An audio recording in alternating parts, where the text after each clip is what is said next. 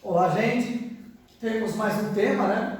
Sistema de equações do primeiro grau com duas incógnitas. Bom, no final do vídeo é que nós vamos realmente questionar, né, o que é um sistema de equações, tá?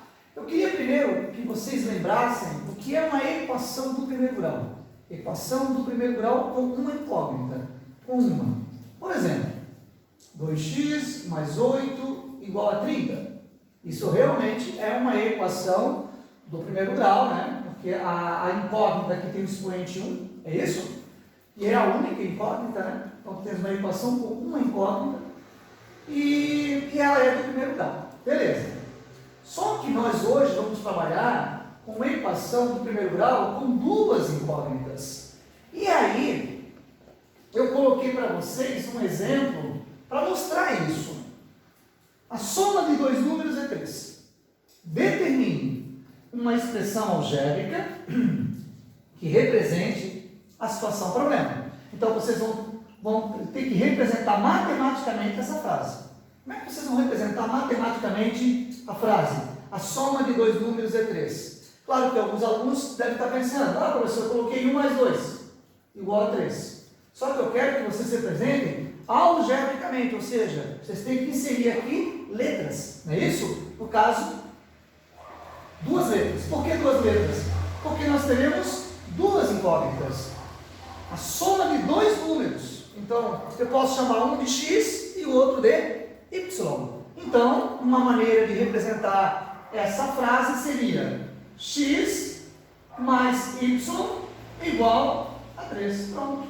Você representou a frase, a soma de dois números é 3, por x mais y igual a 3. Claro que você poderia usar qualquer outra letra, né? Bom, mas as mais comuns na matemática vocês vão perceber que é o x, é o y, é o z, é o t, mas isso não é tão importante. O importante é que você olhe para essa expressão aqui e identifique uma equação do primeiro grau com duas incógnitas. Professor, eu poderia usar a mesma letra, tipo x mais x igual a 3? O problema é que em nenhum momento o autor falou que esses dois números são iguais. Né? Poderiam até ser, né? Mas ele não esclareceu isso para a gente. Ele colocou a soma de dois números. Claro que está supondo que esses números sejam distintos, diferentes. Por isso eu coloquei um que é x e o outro é y, certo? Então, matematicamente, essa expressão aqui, essa frase, é dada por x mais y igual a 3. Beleza. Letra B.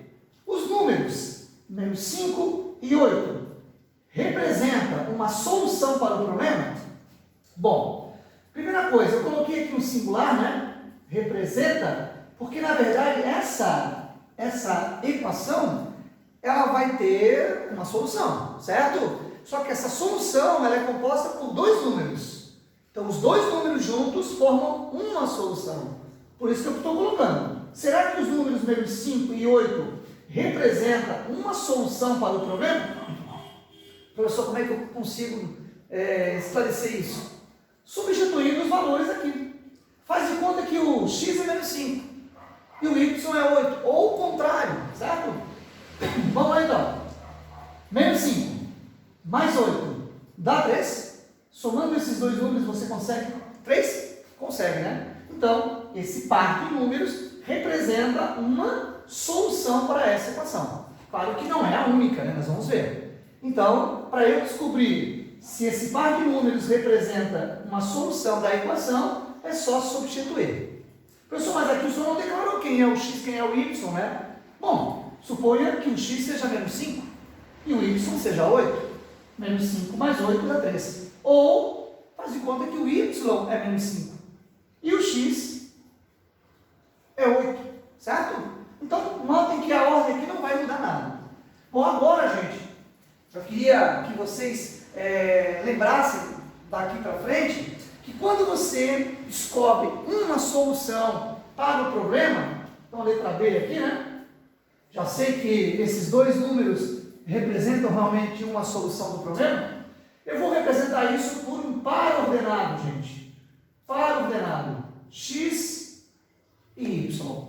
Isso aqui é muito importante. Veja que essa equação tem duas incógnitas, certo? Então eu vou ter aqui um par de números que será a solução da equação. Esse esse par de números vocês devem representar por um par ordenado. Par ordenado. Bom, par porque você tem dois números. E ordenado porque existe uma ordem. O primeiro é sempre o x e o segundo é o y. Perfeito? Então, naquele exercício ali, eu poderia dizer que a solução seria menos 5,8. Eu estou dizendo que o x é menos 5 e o y é 8. Ou, seria uma outra solução, trocar aqui. 8 menos 5. Professor, mas não é a mesma solução? Não é a mesma solução. Aqui, eu tenho x é menos 5 e o y é 8. Nesse outro par, eu tenho x é 8 e y é menos 5. Certo? Então, vamos responder a letra B. Esses dois números formam uma solução para essa equação? Sim. Beleza? Então, a resposta é sim. Como é que eu consigo descobrir isso? Substituindo os valores dentro da equação. Tranquilo, gente? Mas o mais importante ainda é lembrar que a solução é sempre dada aqui por um par ordenado. Certo? Pode ser o menos 5,8 ou pode ser o 8,-5. Tranquilo aqui? Beleza. Letra C. Quantas soluções existem para essa equação? Se o conjunto universo for os números naturais. Gente, isso aí é uma coisa muito importante. É o seguinte. Eu pergunto quantas soluções tem essa equação admite. É isso? Bom, depende. Depende do conjunto universo. O que seria o conjunto universo? Seria o conjunto de todas as possibilidades do problema. Todas as soluções do problema. Como assim, professor? Tu nota o seguinte, na letra C. Se o conjunto universo são os naturais, tu vai representar assim, ó. Um U, certo? Designando o conjunto universo. Quem é o conjunto universo na letra C, professor? O conjunto dos números naturais. Ou seja, todos os pares ordenados deverão ser representados por números naturais. Por exemplo, essa solução aqui é dessa equação.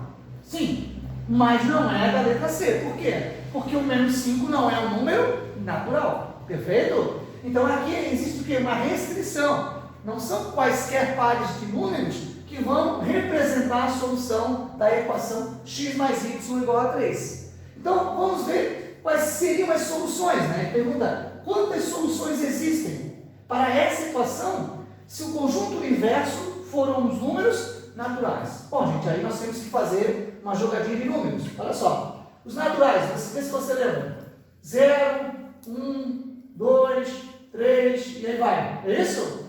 Perfeito? Bom, eu quero que a soma dos números seja 3. Então, vamos lá. Vou fazer uma combinação. Pode ser o quê? 0 mais 3. Concorda comigo? Então, essa é uma solução. Pode ser o quê? 1 mais 2 é uma outra solução. Pode ser que mais? O 2 mais 1, você pode colocar ordem, você pode colocar aqui também a 3 e 0. Ó. É uma solução diferente. Perfeito, pessoal? Tu consegue achar mais alguma solução aqui dentro dos naturais? Somando dois números que dê 3? Não, né? Então, aqui na letra C, eu pergunto quantas soluções existem para esta equação. Então, nesse caso aqui, você só consegue 4 soluções, certo? E aí, para eu representar as soluções, eu coloco aqui em sequência ou faço assim, né? S de solução, aí abre uma chave, não é isso? E coloca todos os pares ordenados que você achou. Então, você colocaria o quê? 0, 3, colocaria o quê? 3 e 0, mas quem? 1 e 2, depois 2 e 1. E fecha a chave. Essas seriam as 4 únicas soluções dentro dos números naturais para essa equação. O que eu quero chamar a atenção de todos vocês é que uma equação do primeiro grau com duas incógnitas pode até não ter solução, ou pode ter infinitas soluções, certo? Vai depender do conjunto universo. Por exemplo, se eu tivesse dito aqui na letra C que o conjunto universo fosse os números inteiros, vamos colocar aqui, vamos supor que o conjunto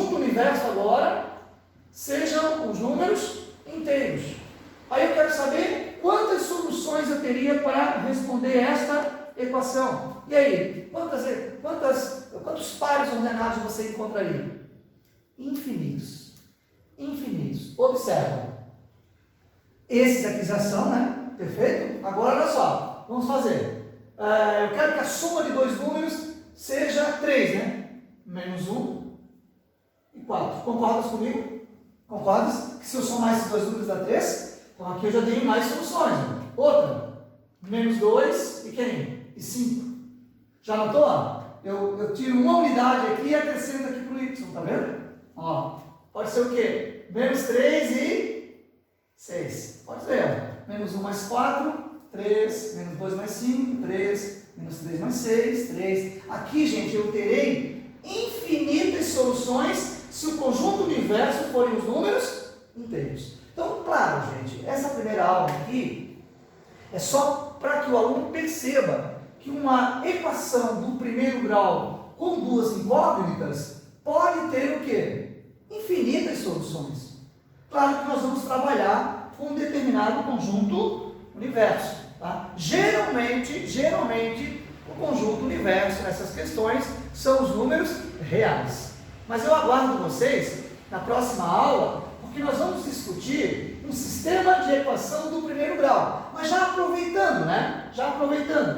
Como a nossa aula é sobre sistemas de equações do primeiro grau, o aluno está curioso o que seria um sistema, né? Por exemplo, um exemplo aqui de um sistema de equações do primeiro grau.